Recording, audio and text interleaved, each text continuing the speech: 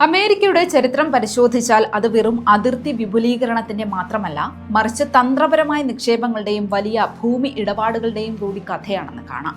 2026 ലോകം ഉറ്റുനോക്കുന്ന ഗ്രീൻലാൻഡ് വിഷയം ഈ ചരിത്രപരമായ നീക്കങ്ങളുടെ പുതിയ പതിപ്പാണ്. 1867 അലാസ്ക വാങ്ങിയത് മുതൽ 1917 വിർജിൻ ഐലൻഡ്സ് സ്വന്തമാക്കിയത് വരെയുള്ള സംഭവങ്ങൾ അമേരിക്ക എങ്ങനെയാണ് ഒരു ആഗോള ശക്തിയായി മാറിയതെന്ന് വ്യക്തമാക്കുന്നു. റഷ്യയിൽ നിന്നും സ്പെയിനിൽ നിന്നും ഡെൻമാർക്കിൽ നിന്നും കോടിക്കണക്കിന് ഡോളർ നൽകി അമേരിക്ക വാങ്ങിയ ഈ പ്രദേശങ്ങൾ ഇന്ന് ലോക രാഷ്ട്രീയത്തിൽ നിർണായകമാണ്. അലാസ്കയിലെ മഞ്ഞുപെട്ടി 1867 റഷ്യൻ സാമ്രാജ്യത്തിൽ നിന്ന് അലാസ്ക വാങ്ങാനുള്ള അമേരിക്കയുടെ തീരുമാനം അക്കാലത്ത് വലിയ പരിഹാസങ്ങൾക്ക് വഴിതെളിച്ചു. അന്ന് US സ്റ്റേറ്റ് സെക്രട്ടറി ആയിരുന്ന വില്യം എച്ച് സെവാർഡാണ് 7.2 ദശലക്ഷം ഡോളറിന് ഈ പ്രദേശം വാങ്ങാൻ മുൻകൈയെടുത്തത്. ഇതിനെതിരെ സെവാർഡിന്റെ വിഡ്ഢിത്തമെന്നാണ് അന്ന് മാധ്യമങ്ങൾ വിശേഷിപ്പിച്ചത്. 1867 റഷ്യയിൽ നിന്ന് അലാസ്ക വാങ്ങുമ്പോൾ അമേരിക്ക നൽകിയ ആകെ തുക 7.2 ദശലക്ഷം ഡോളർ ആയിരുന്നു. അലാസ്കയുടെ വിസ്തൃതി ഏകദേശം 5,86,412 ചതുരശ്ര മൈൽ അഥവാ ഏകദേശം 37.5 കോടി ഏക്കറാണ്.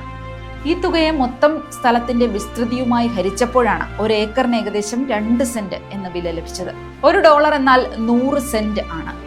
ഇന്ത്യൻ രൂപയെ പൈസയുമായി താരതമ്യം ചെയ്യുന്നത് പോലെയാണ് ഇത്. 1 രൂപയിൽ 100 പൈസ ഉള്ളതുപോലെ $1 100 സെന്റ് അടങ്ങിയിട്ടുണ്ട്. ഇന്നത്തെ കാലത്ത് ഒരു ചായ കുടിക്കുന്ന പൈസ പോലും ഇല്ലാത്ത തുകയ്ക്കാണ് ലക്ഷക്കണക്കിന് ഏക്കർ ഭൂമി അമേരിക്ക പണ്ട് സ്വന്തമാക്കിയത്. എന്നാൽ വെറും 2 സെന്റ് നിരക്കിൽ വാങ്ങിയ ഈ മഞ്ഞുറഞ്ഞ ഭൂമി പിൽക്കാലത്ത് സ്വർണത്തിന്റെയും എണ്ണയുടെയും ഒക്കെ വൻ ശേഖരമായി മാറി.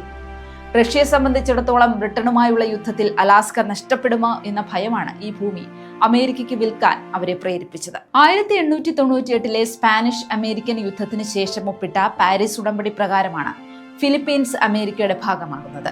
20 ദശലക്ഷം ഡോളറാണ് സ്പെയിന് ഇതിനായി അമേരിക്ക നൽകിയത്. ഫിലിപ്പീൻസിന് പുറമെ പ്യൂർട്ടോറിക്കോ, ഗുവാം എന്നീ ദ്വീപുകളും ഇതേ കരാറിലൂടെ അമേരിക്കൻ ഭരണത്തിന്റെ കീഴിലായി. ഏഷ്യൻ വിപണിയിലേക്കുള്ള പ്രവേശന കവാടമായും തന്ത്രപ്രധാനമായ നാവിക താവളമായും ഫിലിപ്പീൻസിനെ മാറ്റാനാണ് വാഷിംഗ്ടൺ ലക്ഷ്യമിട്ടത്. എന്നാൽ ഇത് വലിയ രക്തച്ചൊരിച്ചിലിനും ഫിലിപ്പീൻ അമേരിക്കൻ യുദ്ധത്തിനും കാരണമായി എന്നത് ചരിത്രത്തിന്റെ മറ്റൊരു വശം. കരീബിയൻ കടലിലെ സുരക്ഷ ഉറപ്പാക്കുന്നതിനായി 1917 ഡെൻമാർക്കിൽ നിന്ന് അമേരിക്ക വിർജിൻ ഐലൻഡ്സ് സ്വന്തമാക്കിയത്. 25 ദശലക്ഷം സ്വർണ്ണ നാണയങ്ങളാണ് ഇതിന് വിലയായി നൽകിയത്. 1-ാം ലോക മഹായുദ്ധകാലത്ത് ജർമ്മനി ഈ ദ്വീപുകൾ പിടിച്ചെടുത്ത് നാവിക താവളമാക്കുമോ എന്ന ആശങ്കയാണ് അമേരിക്കയെ ഈ നീക്കത്തിന് പ്രേരിപ്പിച്ചത്. പനാമ കനാലിന്റെ സുരക്ഷയ്ക്കും ഈ ദ്വീപുകൾ അത്യന്താപേക്ഷിതമായിരുന്നു. ഇന്നും ഈ പ്രദേശം അമേരിക്കയുടെ പ്രധാന ടൂറിസം സൈനിക കേന്ദ്രമായി നിലകൊള്ളുകയാണ്.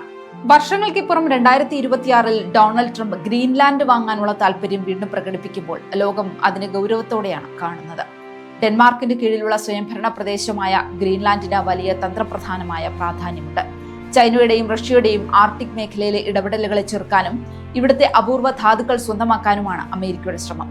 തുടക്കത്തിൽ കടുത്ത സൈനിക നീക്കങ്ങളെക്കുറിച്ച് സംസാരിച്ചിരുന്നുവെങ്കിലും ഇപ്പോൾ ഒരു പുതിയ സാമ്പത്തിക ചട്ടക്കൂടിലൂടെ ഈ പ്രദേശം സ്വന്തമാക്കാനാണ് വാഷിംഗ്ടണിന്റെ നീക്കം.